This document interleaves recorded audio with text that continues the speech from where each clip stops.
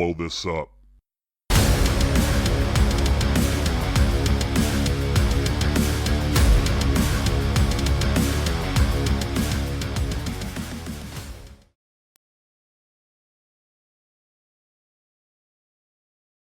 Look alive, Bomb Squad. We are back for another installment of Let's Blow This Up. I'm your host, Jason Sircone. It is the solo series here in season 3 of Let's Blow This Up, and we're nearing the finish line, my friend. Almost time to wrap up season 3 of Let's Blow This Up, but there's still a few great episodes that lie ahead, including today's. So, fittingly, in this solo environment, today I want to share 5 more tips for effective solo podcasting. Now you might be asking yourself, 5 more? Where are the first 5?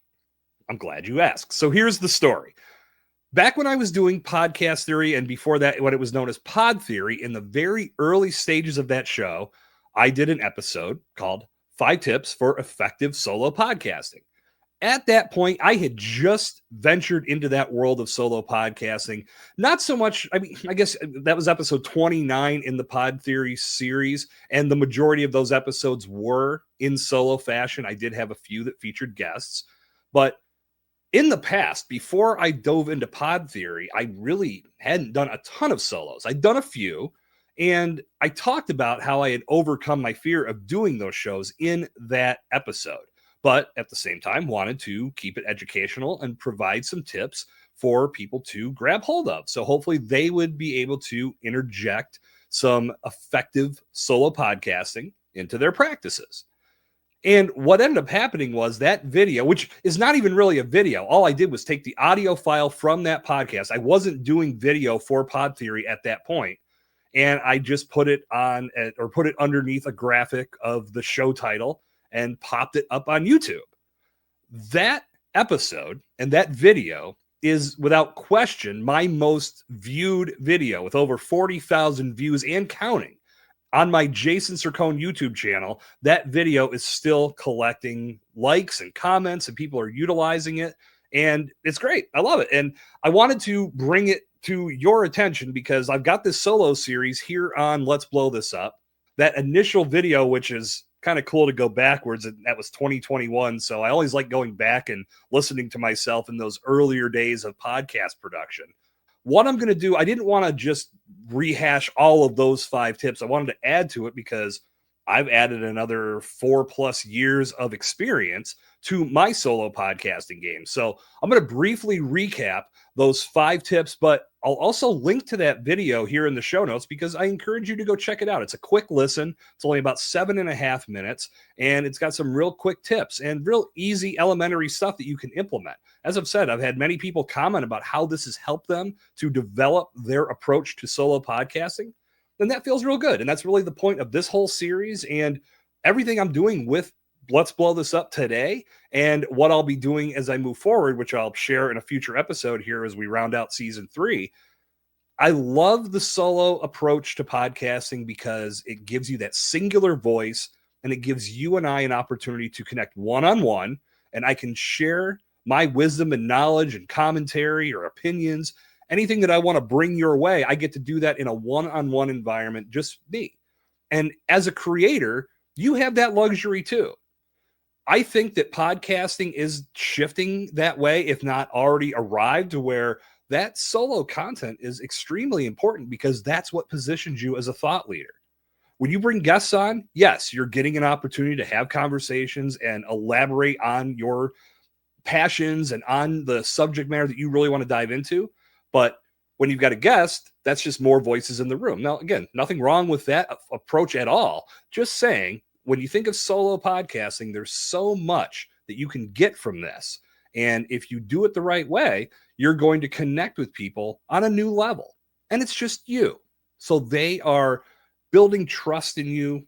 They're understanding more and more that you're a resource that can help them accomplish their goals and help them solve the problems that they have. This approach to podcasting is amazing. And I love it so much, I'm going to build upon it as we move forward with Let's Blow This Up. But more on that in the future. So just to give you the brief Cliff's notes of that video that I talked about a few moments ago, and I will link to it in the show notes so you can check it out as well. The 5 things that I said, or the 5 tips to effective solo podcasting that I covered in that video. Number 1, speak as if you're having a conversation. 2, don't worry about making mistakes. 3, don't read a script word for word. Number 4, stay on point. And number 5, have fun. 4.5 years later, these are all points that still ring very true and can be put into play here in your solo podcast production. I know I try to keep those front of mind every single time I hit the record button to bring you content in this series. So let's expand upon that. 5 more tips for effective solo podcasting. Tip number 1, understand that you have a wealth of knowledge on your subject matter. Now, I bring this up because one of the big fears that I hear from people when I talk to them about solo podcasting is that they don't feel like they're going to have enough to say.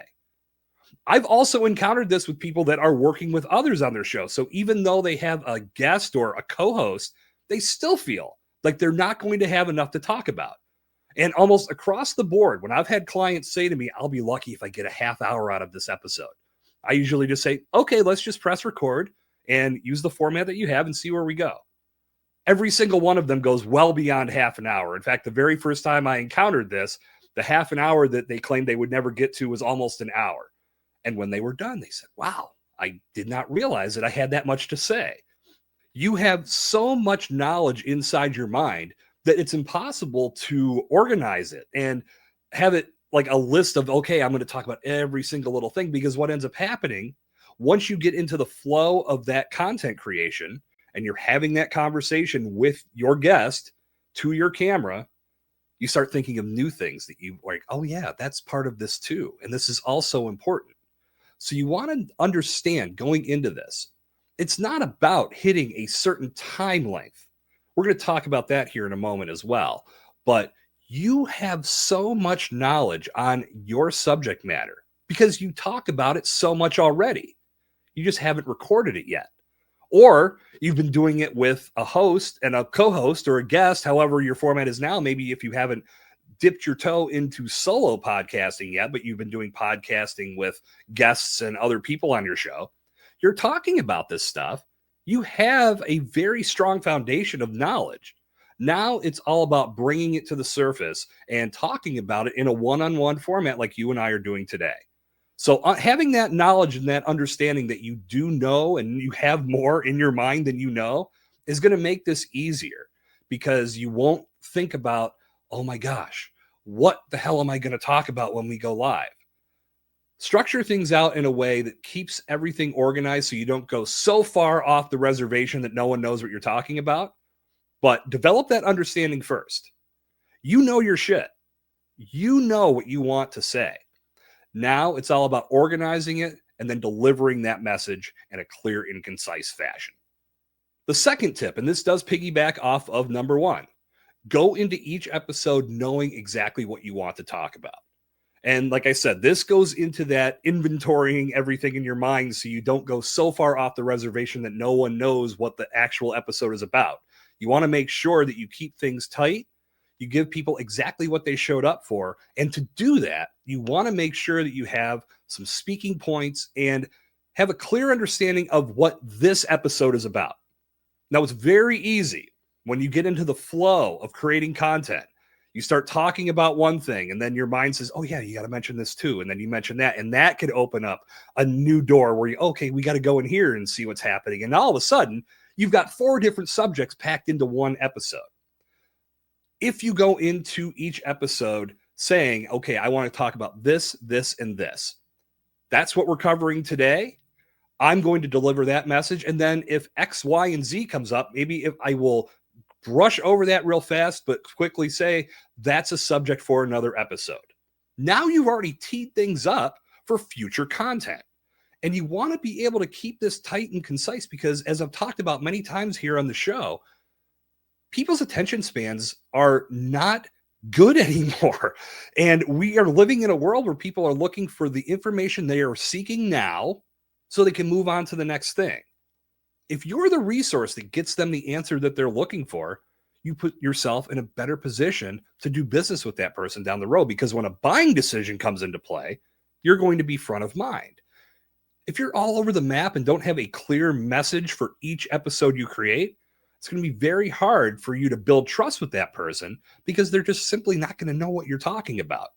So go into each episode having a clear understanding of this is what you're going to talk about, build out a few quick speaking points, and again, don't get wrapped up in trying to hit a certain time length for each episode. Deliver your message, get the point across, and get out on a high note. You can always come back on the next episode and the episode after that, elaborate on points that you've talked about in previous episodes, and expand upon them by diving into new subjects. Okay, number 3, deliver your message clearly and with good tempo.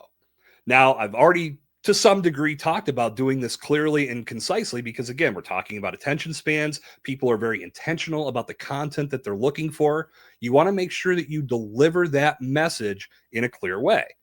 But you also want to do so with good tempo. You don't want to race through everything real quick because if you talk real fast, then it's not going to be easy for somebody to be listening on 1x or 2x speed or 1.5x or 2x. I am not good with the Micro Machine voice, but I'll tell you, if you know that reference, we are in the same graduating class or in the same time frame of graduating high school. But that has to be considered, and it's something that I will credit my client Charlie Krebs, who has been a guest here on the podcast. He told me he was listening to podcasts as he was preparing to build his, and some of the ones he found, the people that were talking so fast that he was trying to get as much content consumed as he could, so he had sped things up. And it made somebody sound just like this really fast because they're already talking too fast. That could be a turnoff, but it may not give a person a real opportunity to absorb the message that you're trying to bring them simply because you're talking too fast. In this environment, I get it. You get that mindset of racing because it's just you. You don't have somebody to help control the tempo of the conversation or to take some of the pressure off you, because sometimes you may find that you don't have enough to say about a certain subject. You can pass the mic to your co-host or to the guest. In this environment, it's just you. But you want to make sure that you keep the other person that's listening or watching your content in mind and pretend that you're talking to them in a typical bar room or coffee shop type of conversation. Now, you may be a fast talker. I know I've encountered people like that. Hell, I've even gone on those rants. I've often tried to determine, like thinking, and this is one of those things, your mind wanders and you start thinking, why do we do this? Why do we talk so fast sometimes? And a lot of times I feel that we're trying to get a million points out at once to make sure that we sound our best and sound as smart as we can. But 2, or B, whichever, we don't want to lose the floor. So we're just trying to make sure that we're getting everything out and keeping the conversation and keeping the ball in our court. So good tempo is extremely important with solo podcasting. Make sure that you have a clear message and you're delivering it in that clear fashion, but do so at a tempo that even if someone is listening listening with an increased speed, like 1.5x or 2x, I know some people will do this just so they can get more content in when they have their commute or when they're at the gym, whenever they're in consumption mode. Make sure that even if they're in that mode, they can still listen to your message and still understand exactly what you're trying to say to them. All right, the 4th tip, and this is something that's going to make me try to speed things up a little bit. Don't get too long-winded. Now, I don't think this has gotten too long-winded. In fact, I know this information is very pertinent to your solo podcasting practices. As I said a few times already, there are opportunities in the solo environment that you could get yourself off track, and sometimes it can be hard to rein yourself back in. Or you could be trying to pack too much into a solo show and lose your listener, lose your viewer, just because it went too long. So whatever your message is, try to deliver it in a tight time frame. Now, there's no exact science to this, but I've found that a 10 to 20 minute window is a good sweet spot for a solo podcast. Now, if you go through this solo series or any other solo content that I've created in the past, I've gone over that and I've gone under that. So there's no exact science, as I said, but the point is to not get wrapped up in that arbitrary time mark. There's no one saying, well, if your podcast doesn't hit 25 or 30 minutes, it's going to suck. No, and no one is looking at this and listening to a podcast and saying, man, this would have been so much better if it was 35 minutes and it was only 27. No, that's not what anybody's thinking. People are showing up to hear what you have to say because they feel that you have the keys to the kingdom. You can help them solve a problem. You can help them get from A to B. And it doesn't matter how long that takes. But if you do get too long-winded, again, let's go back, attention spans.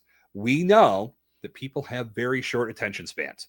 So think about that target listener. Understand that they're at work or they're on a commute to work.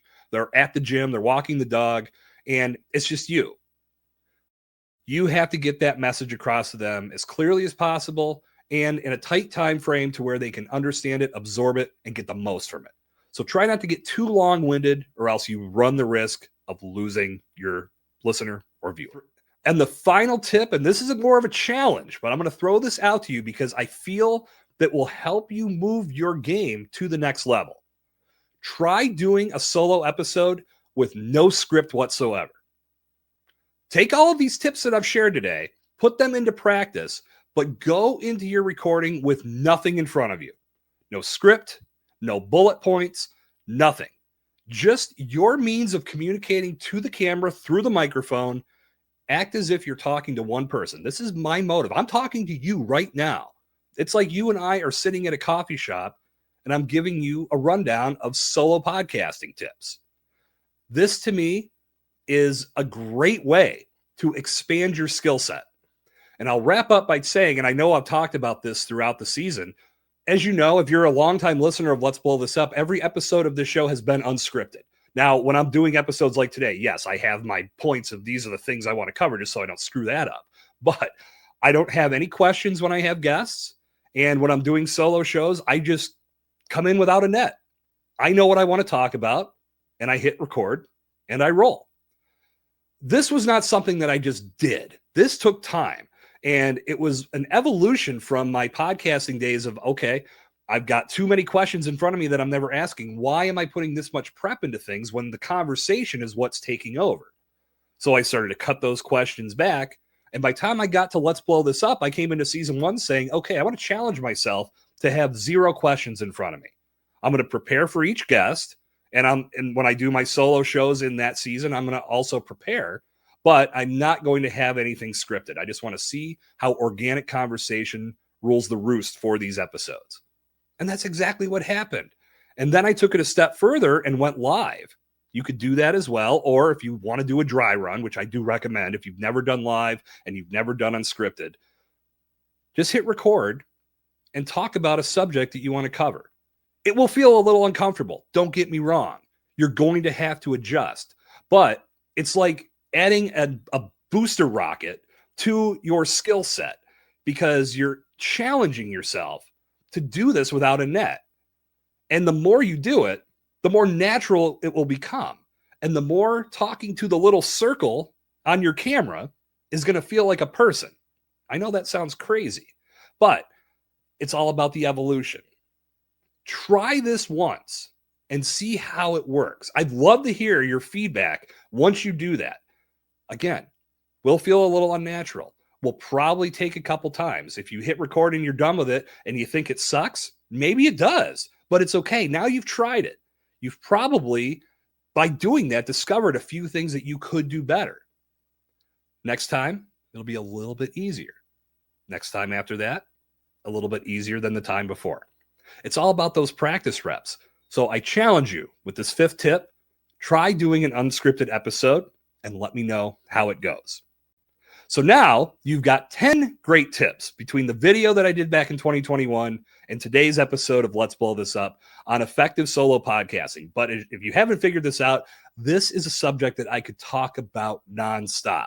So what I encourage you to do, set up a discovery call with me over at bombtrackmedia.com. You can go to the contact section. There's also a button at the very top of the page. Set up that free call. We can talk about your solo podcasting endeavors. And if you have any more questions, we can talk about how you can make it work best for your practices.